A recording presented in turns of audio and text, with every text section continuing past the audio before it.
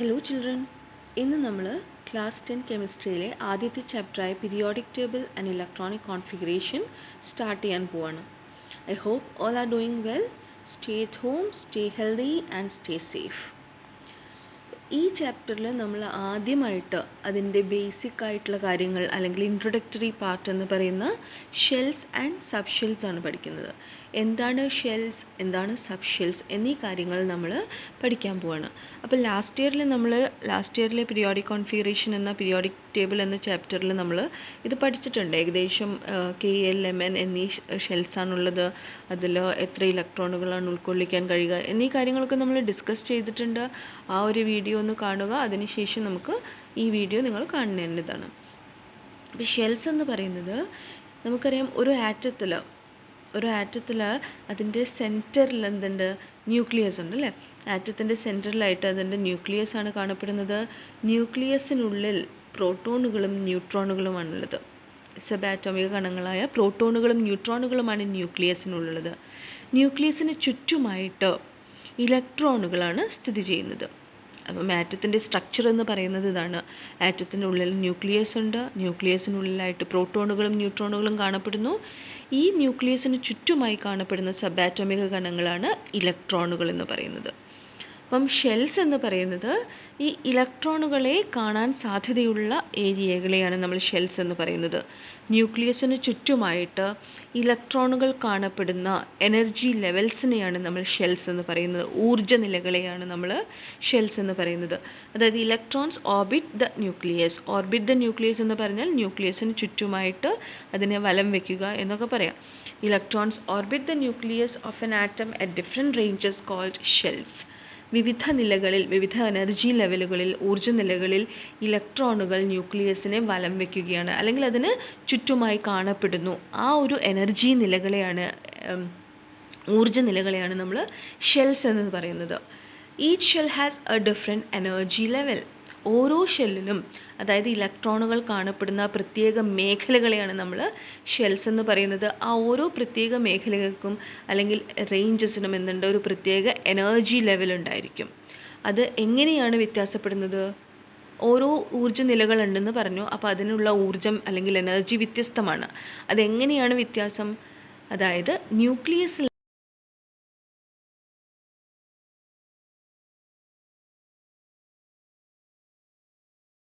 അല്ലെങ്കിൽ ഷെൽ എന്നതിന് വളരെ കുറഞ്ഞ എനർജി ആയിരിക്കും ഉണ്ടായിരിക്കുക.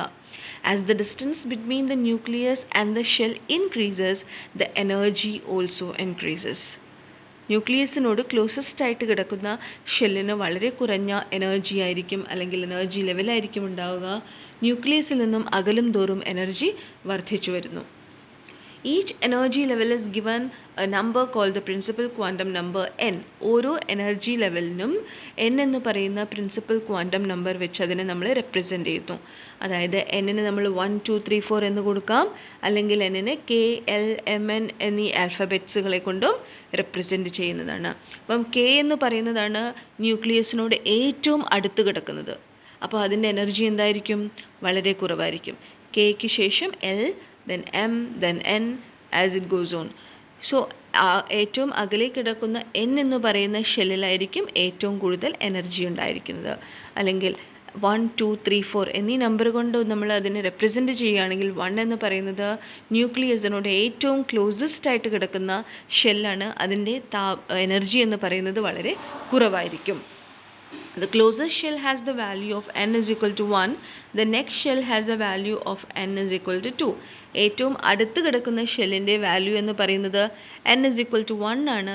അതിനുശേഷം വരുന്നത് n is equal to 2, then n is equal to 3, n is equal to 4, or we can represent by using the letters K, L, M, N. The maximum number of electrons possible in the first 4 energy levels are. ഇനി നമുക്ക് എത്ര electrons ആണ് ഓരോ energy ലെവൽസിലും ഉൾക്കൊള്ളാൻ കഴിയുന്നത്, അല്ലെങ്കിൽ അതിന് comprise ചെയ്യുന്നത് നോക്കാം. ഫസ്റ്റ് എനർജി ലെവലായ 1,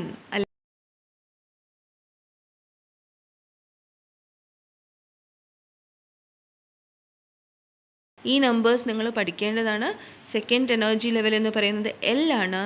അതിൽ മാക്സിമം എത്ര ഇലക്ട്രോണുകളെ ഉൾക്കൊള്ളിക്കാൻ സാധിക്കും? Yes, the maximum number of electrons that can be accommodated in the second level of energy, that is 8. And third energy level, that is M, can include 18 electrons.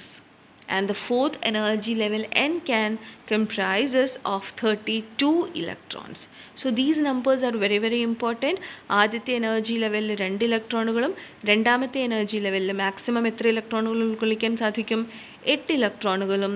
And third energy level can accommodate 18 electrons and fourth can accommodate 32 electrons.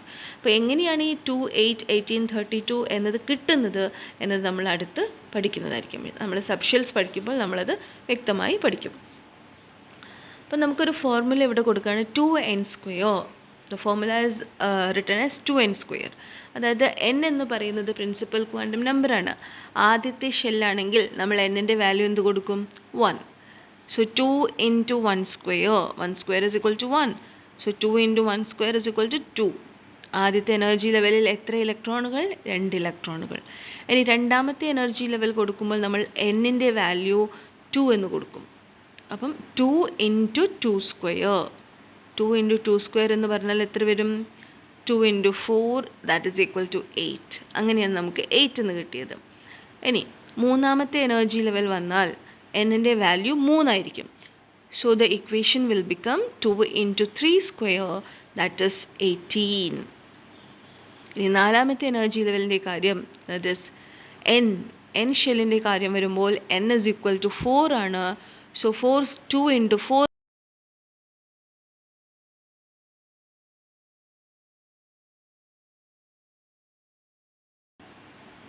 ഇനി subshell എന്നത് എന്താണെന്ന് നോക്കാം. ഓരോ ഷെല്ലിലും വ്യത്യസ്ത സബ്ഷെല്ലുകൾ ഉണ്ടായിരിക്കും. അതിനേക്കാൾ ചെറിയ ഊർജ്ജനിലകൾ അല്ലെങ്കിൽ സബ്ഷെൽസ് ഉണ്ടായിരിക്കും. ഓരോ ഷെൽസും നിർമ്മിച്ചിരിക്കുന്നത് വ്യത്യസ്ത സബ്ഷെല്ലുകളാണ്. അതായത് ആദ്യത്തെ ഷെൽ, അതിനു മുന്നായിട്ട് നമുക്ക് എത്ര തരത്തിലുള്ള സബ്ഷെല്ലുകളുണ്ട്, ഏതെല്ലാമാണ് അത് എന്ന് പഠിക്കാം. അതായത് there are 4 different kinds of subshells, that is S, P, D and F. അത് നമ്മൾ സൂചിപ്പിക്കുന്നത് സ്മോൾ ലെറ്റേഴ്സ് ആണ്. ഇംഗ്ലീഷിലെ സ്മോൾ ലെറ്റേഴ്സ് SPDF കൊണ്ടാണ് സൂചിപ്പിക്കുന്നത്. ആദ്യം പറഞ്ഞ നമ്മൾ ഷെൽസ് നമ്മൾ ക്യാപിറ്റൽ ലെറ്റേഴ്സ് KLMN എന്നിവ ഉപയോഗിച്ചായിരുന്നു സൂചിപ്പിച്ചിരുന്നത്. സബ്ഷെൽ സൂചിപ്പിക്കാനായിട്ട് അല്ലെങ്കിൽ സബ്ഷെൽസിനെ റെപ്രസെൻറ്റ് ചെയ്യാനായിട്ട് നമ്മൾ സ്മോൾ ലെറ്റേഴ്സ് ആണ് ഉപയോഗിക്കുക. അത് പ്രത്യേകം ഓർമ്മിക്കുക. SPDF എന്നീ സ്മോൾ ലെറ്റേഴ്സ് ഉപയോഗിച്ചാണ് നമ്മൾ സബ്ഷെൽസിനെ റെപ്രസെൻറ്റ് ചെയ്യുന്നത്. Each subshell can hold a different number of electrons. ഓരോ സബ്ഷെല്ലിനും പ്രത്യേകം ഇലക്ട്രോണുകളെ ഹോൾഡ് ചെയ്യാൻ, മെയിൻറ്റെയിൻ ചെയ്യാനുള്ള എബിലിറ്റി ഉണ്ട്. ആദ്യത്തെ സബ്ഷെല്ലായ S can hold 2 electrons. Maximum number of electrons that can be accommodated by the S subshell is equal to 2. S subshellil പരമാവധി ഉൾക്കൊള്ളാവുന്ന ഇലക്ട്രോണുകളുടെ എണ്ണമാണ് 2. P സബ്ഷെല്ലിനാകട്ടെ 6 ഇലക്ട്രോണുകളെയും D സബ്ഷെല്ലിന് 10 ഇലക്ട്രോൺസിനെയും F സബ്ഷെൽസിന് 14 ഇലക്ട്രോൺസിനെയും ഉൾക്കൊള്ളിക്കാൻ സാധിക്കും അല്ലെങ്കിൽ അക്കോമഡേറ്റ് ചെയ്യാൻ സാധിക്കും. അപ്പോൾ നമ്മൾ പഠിച്ചു ആദ്യം തന്നെ ഷെൽസ് എന്താണ്, എനർജി ലെവൽസ് ആണ് അല്ലേ. ന്യൂക്ലിയസിന് ചുറ്റും കാണുന്ന ഇലക്ട്രോണുകൾ കാണപ്പെടുന്ന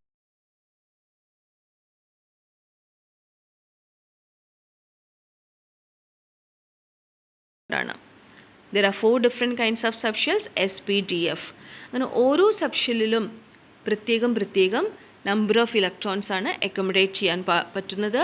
ആദ്യത്തെ സബ്ഷെല്ലായ എസിൽ 2ഉം പിയിൽ 6ഉം ഡിയിൽ 10ഉം എഫിൽ 14 ഇലക്ട്രോണുകളെ ഉൾക്കൊള്ളിക്കാൻ സാധിക്കും.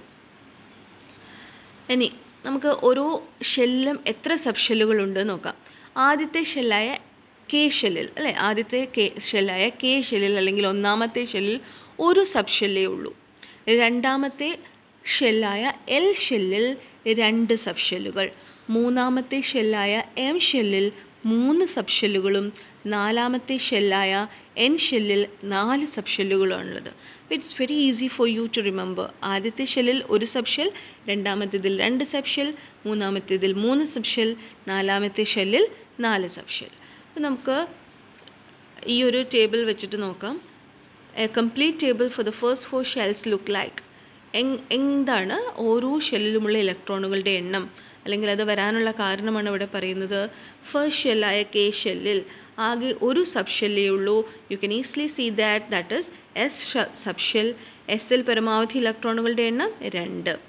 രണ്ടാമത്തെ ഷെല്ലായ കെ ഷെല്ലിൽ 2 സബ് ഷെൽ ഉണ്ടായിരിക്കും, അതായത് എസും പിയും. നമ്മളതിന് 2s 2p എന്ന് കൊടുക്കുന്നത് എന്തിനാണ്? അത് രണ്ടാമത്തെ ഷെല്ലിലാണ് എന്നത് സൂചിപ്പിക്കാനാണ് 2 എന്ന ഡിജിറ്റ് അവിടെ കൊടുത്തിരിക്കുന്നത്. 2s and 2p. അതിൻ്റെ അർത്ഥം എന്താണ്? അത് എസും പിയുമാണ്. അത് ഏത് ഷെല്ലിലാണുള്ളത്?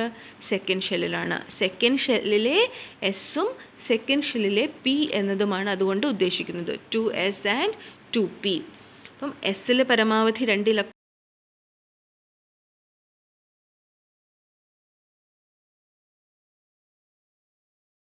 ഇലക്ട്രോണുകളെ ഉൾക്കൊള്ളിക്കാൻ സാധിക്കുന്നു. ഇതൊക്കെ നമ്മൾ ഓൾറെഡി പഠിച്ചില്ലേ ആദ്യം തന്നെ. ഇനി തേർഡ് ഷെല്ലായ എമ്മിൽ 3 സബ് ഷെല്ലുകൾ ഉണ്ടായിരിക്കും അല്ലേ? മൂന്നാമത്തെ ഷെല്ലിൽ 3 സബ് ഷെല്ലുകൾ ഉണ്ടായിരിക്കും, എസ്, പി ആൻഡ് ഡി. അതിനെ നമ്മൾ 3s 3p and 3d എന്നാണ് റെപ്രസെൻറ്റ് ചെയ്യുന്നത്. ഈ 3 എന്ന് പറയുന്നത് അത് ഷെല്ലിൻ്റെ നമ്പറിനെയാണ് സൂചിപ്പിക്കുന്നത്. മൂന്നാമത്തെ ഷെൽ അല്ലെങ്കിൽ തേർഡ് ഷെൽ എന്നാണ് അതിനെ ഉദ്ദേശിക്കുന്നത്. തേർഡ് ഷെല്ലിലെ എസ്, തേർഡ് ഷെല്ലിലെ പി ആൻഡ് തേർഡ് ഷെല്ലിലെ ഡി. സോ എസിൽ 2 ഇലക്ട്രോണുകളാണ് മാക്സിമം, പിയിൽ 6 ഇലക്ട്രോണുകളാണ് മാക്സിമം ആൻഡ് ഡിയിലാകട്ടെ 10 ഇലക്ട്രോണുകളാണ് മാക്സിമം ഉൾക്കൊള്ളിക്കാൻ കഴിയുന്നത്. അതുകൊണ്ട് തന്നെ അതിലെ പരമാവധി ഇലക്ട്രോണുകളുടെ എണ്ണം 2 + 6 + 10 = 18. മൂന്നാമത്തെ ഷെല്ലിൽ പരമാവധി ഉൾക്കൊള്ളാവുന്ന ഇലക്ട്രോണുകളുടെ എണ്ണമാണ് 18. ഇനി നാലാമത്തെ ഷെല്ലായ എൻ ഷെല്ലിൽ 4 സബ് ഷെല്ലുകൾ ഉണ്ടായിരിക്കും, എസ്, പി, ഡി, എഫ്. അതിനെ നമ്മൾ 4s 4p 4d and 4f എന്ന് അതിനെ റെപ്രസെൻറ്റ് ചെയ്യുന്നു. സോ 2 + 6 + 10 + 14 = 32. മാക്സിമം നമ്പർ എത്രയാണ്? 32. 32 electrons can be accommodate in the fourth shell because it is having 4 different sub shells. അപ്പം നമ്മൾ 2n² എന്ന ഫോർമുല വെച്ച് നമ്മൾ ഇലക്ട്രോണിൻ്റെ എണ്ണം കണ്ടുപിടിച്ചു. സബ് ഷെല്ലുകളുടെ എണ്ണം വെച്ചും നമ്മൾ ഇലക്ട്രോണുകളുടെ എണ്ണം കണ്ടുപിടിച്ചു. 2 വ്യത്യസ്ത രീതികളിൽ നമ്മൾ ഒരു ഷെല്ലിലുള്ള പരമാവധി ഇലക്ട്രോണുകളുടെ എണ്ണം കണ്ടുപിടിക്കുകയാണ് ചെയ്തത് അല്ലേ? 2n² എന്ന ഫോർമുല ഉപയോഗിച്ചും എത്ര സബ് ഷെല്ലുകൾ ഉണ്ട് ഒരു ഷെല്ലിൽ എന്നതിനെ ഡിപ്പെൻഡ് ചെയ്തും അല്ലെങ്കിൽ എന്നത് ആധാരമാക്കി നമ്മൾ 2 വ്യത്യസ്ത രീതികളിൽ ഇലക്ട്രോണുകളുടെ എണ്ണം കാൽക്കുലേറ്റ് ചെയ്യുകയാണ് ചെയ്തത്. I hope you understood all these things. These are the basic things